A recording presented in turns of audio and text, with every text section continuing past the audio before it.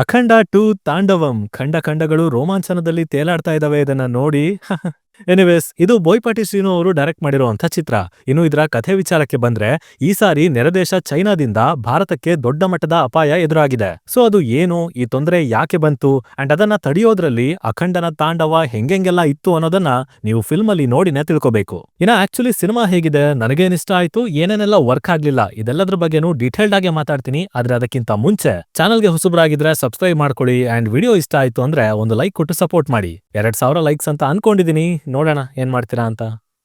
ಇಲ್ಲಿ ನನಗೆ ಪಾಸಿಟಿವ್ ಆಗಿ ವರ್ಕ್ ಆಗಿದ್ದು ಅಂದ್ರೆ ಅದು ತಮನ್ ಅವರ ಬ್ಯಾಕ್ ಗ್ರೌಂಡ್ ಸ್ಕೋರ್. ಯೂಶುವಲಿ ನಾನು ನೋಡೋ ಮಲ್ಟಿಪ್ಲೆಕ್ಸ್ ಅಲ್ಲಿ ಅಂತ ಏನು ಸೌಂಡ್ ಇರಲ್ಲ, ಬಟ್ ಈ ಸಿನಿಮಾ BGM ಕೇಳುವಾಗ್ಲೇನೆ ಕೂತಿರೋ ಸೀಟ್ ಎಲ್ಲ ಶೇಕ್ ಆಗ್ಬೇಕು, ಆ ರೇಂಜಿಗೆ ಬೀಟ್ಗಳು ಬೀಳ್ತಾ ಇದ್ವು. ಎಂಟ್ರಿ ಸೀನ್ ಇಂದ ಹಿಡಿದು pre interval, action block and ಈ ಕಡೆ ವಿಲನ್ ಕ್ಯಾರೆಕ್ಟರ್ ಗಳನ್ನ ಇಂಟ್ರೊಡ್ಯೂಸ್ ಮಾಡುವಾಗ್ಲೂ ಪ್ರತಿ ಹಂತದಲ್ಲೂ ವೆರೈಟಿ ಇದೆ, ವೇರಿಯೇಷನ್ ಇದೆ. ಬರೀ ಮ್ಯೂಸಿಕ್ ಮೇಲೆನೆ ಇಡೀ ಸಿನಿಮಾ ಓಡ್ತಾ ಇರುತ್ತೆ. So that's the biggest positive. ಇದನ್ನ ಬಿಟ್ರೆ ಪ್ಲಾಟ್ ನ ಇಂಟ್ರೆಸ್ಟಿಂಗ್ ಮಾಡೋದಕ್ಕೆ ಅಲ್ಲಲ್ಲಿ ಒಂದೆರಡು ಎಲಿಮೆಂಟ್ ಗಳನ್ನ ತರ್ತಾರೆ, ಮಹಾಕುಂಭಮೇಳನ ತಗೋತಾರೆ ಅಂಡ್ ಅದು ಜಸ್ಟ್ ಐಡಿಯಾ ಆಗಿ ಆ ಥಾಟ್ ಚೆನ್ನಾಗಿತ್ತು ಅಂತ ಹೇಳ್ತೀನಿ. ಹಾಗೇನೆ ಫ್ಯಾಮಿಲಿ ಸುತ್ತ ಮತ್ತೆ ರಿಯಾಲಿಸ್ಟಿಕ್ ಆಗಿ ಏನೇನು ಟ್ರೈ ಮಾಡಿದಾರಲ್ಲ ಆ ರೀತಿಯ ಕೆಲವೊಂದು ಸೀಕ್ವೆನ್ಸ್ ಗಳು ಕನ್ವಿನ್ಸಿಂಗ್ ಆಗಿತ್ತು ಅಂತ ಹೇಳ್ತೀನಿ. ಇನ್ನು ಪರ್ಫಾರ್ಮೆನ್ಸಸ್ ಕಡೆ ಬಂದ್ರೆ ಇಲ್ಲಿ ಯಾರಿಗೂ ಹೇಳ್ಕೊಳೋ ತರ ಸ್ಕೋಪ್ ಇರ್ಲಿಲ್ಲ ಅಂಡ್ ಇಂಪ್ರೆಸ್ ಮಾಡೋ ತರ ಯಾರ ಪರ್ಫಾರ್ಮೆನ್ಸ್ ಕೂಡ ಇರ್ಲಿಲ್ಲ.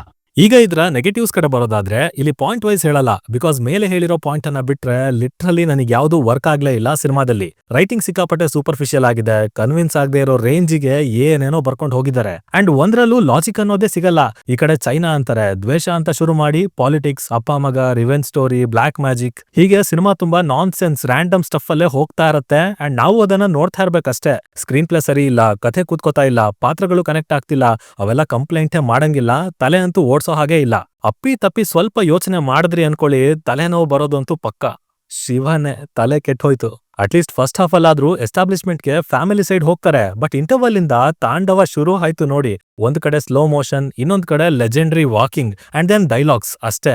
ಬರೀ ಆಕ್ಷನ್, ಮ್ಯೂಸಿಕ್, ಡೈಲಾಗ್ ಗಳಲ್ಲೇ ಸಿನಿಮಾ ತುಂಬಿ ಹೋಗಿದೆ. ಆಲ್ಸೋ ಆಕ್ಷನ್ಗಳು ಯಪ್ಪ, ಬಾಲಯ್ಯ ಸರ್ಗೆ ನೋಬಲ್ ಅವಾರ್ಡ್ ಕೊಟ್ಟು ಪೀಸ್ಫುಲ್ ಆಗಿ ಕೂರ್ಸ್ಬೇಕು, ಇಲ್ಲ ಅಂದ್ರೆ ಇದೇ ತರ ಪ್ರೇಕ್ಷಕರ ಮೇಲೆ ಸರ್ಜಿಕಲ್ ಸ್ಟ್ರೈಕ್ ಮಾಡ್ತಾನೆ ಇರ್ತಾರೆ. ಲಾಜಿಕ್ ಇಲ್ದೇ ಇರೋ, ತಲೆ ಬುಡ ಇಲ್ದೇ ಇರೋ ಫೈಟ್ಸ್, ಇರಿಟೇಟ್ ಮಾಡೋ ಸೀಕ್ವೆನ್ಸ್. ಫಿಸಿಕ್ಸ್ ತುಂಬಾ ಇಂಪಾರ್ಟೆಂಟ್ ಅಂತ ನಾನು ಹೇಳ್ತಿಲ್ಲ, ಬಟ್ ಆ ಫೈಟ್ ಅಲ್ಲಿ ಸೀರಿಯಸ್ನೆಸ್ ಇರಬೇಕು, ಎಮೋಷನ್ ಹುಟ್ಟಬೇಕು. ಅದು ಬಿಟ್ಟು ಆಡಿಯನ್ಸ್ ಎಲ್ಲ ಕೂತ್ಕೊಂಡು ನಗಬಾರ್ದು. ಇನ್ನ ಕ್ಲೈಮ್ಯಾಕ್ಸ್ ಅಂತೂ ದೇವ್ರೆ ಕಾಪಾಡ್ಬೇಕು. ಅಂದ್ರೆ ನನ್ ಕಿವಿ ಇನ್ನು ನೋವ್ತಾ ಇದೆ ಯಪ್ಪ, ಆ ಲೆವೆಲ್ ಸೌಂಡು, ಡಿಸ್ಟರ್ಬ್ ಮಾಡೋ ಡೈಲಾಗ್ಗಳು, ಒಟ್ನಲ್ಲಿ ಸಾಕಾಗ್ ಹೋಯ್ತು. ಟೋಟಲ್ ಆಗಿ ಇದೊಂದು ಬಿಲೋ ಆವರೇಜ್ ಸಿನಿಮಾ ಅಂತ ಹೇಳ್ತೀನಿ. ಅಂಡ್ ಲಿಟ್ರಲಿ ನಾನು ನೋಡೋ ಪ್ಲೆಕ್ಸ್ ಅಲ್ಲೇ BGM ಈ ತರ ಬಂದು ಹೊಡಿತಾ ಇದೆ ಅಂದ್ರೆ ಇನ್ನ ಹೆವಿ ಸೌಂಡ್ ಇರೋ ಥಿಯೇಟರ್ ಅಲ್ಲಿ ಕಿವಿಗಳು ಕಿತ್ತೋಗತ್ತೆ ಪಕ್ಕ. ಎನಿವೇಸ್, ನೀವು ಬಾಲಯ್ಯ ಅವರ ಫ್ಯಾನ್ ಆಗಿದ್ರೆ ಅವರ ಪ್ರೆಸೆನ್ಸ್ ಅನ್ನ ಇಷ್ಟಪಡ್ತೀರಾ, ಶ್ರೀನು ಅವರ ಫಿಲ್ಮೋಗ್ರಫಿನ ತಡ್ಕೋತೀರಾ ಅಂಡ್ ತಮನ್ ಬಾಲಯ್ಯ ಕಾಂಬೋನ ನೋಡ್ಲೇಬೇಕು ಅನ್ನೋದಾದ್ರೆ ಖಂಡಿತ ಹೋಗಿ ನೋಡಿ. ಇನ್ನ ಉಳಿದವರು ಅಷ್ಟೇನೆ. ಇನ್ನ ನಿಮ್ಮಲ್ಲಿ ಯಾರಾದ್ರೂ ಆಲ್ರೆಡಿ ಈ ಸಿನಿಮಾನ ನೋಡಿ ಆಗಿದ್ರೆ ಇದು ನಿಮಗೆ ಯಾವ ತರ ಅನುಭವ ಕೊಡ್ತು ಅನ್ನೋದನ್ನ ಕೆಳಗಡೆ ತಪ್ಪದೆ ಕಮೆಂಟ್ ಅಲ್ಲಿ ಡಿಸ್ಕ್ರೈಬ್ ಮಾಡಿ ತಿಳಿಸ್ಬಿಡಿ. ಡಿಸ್ಕಷನ್ ಮಜವಾಗಿರುತ್ತೆ. ಸೈನಿಂಗ್ ಆಫ್, ಲಿಖಿತ್.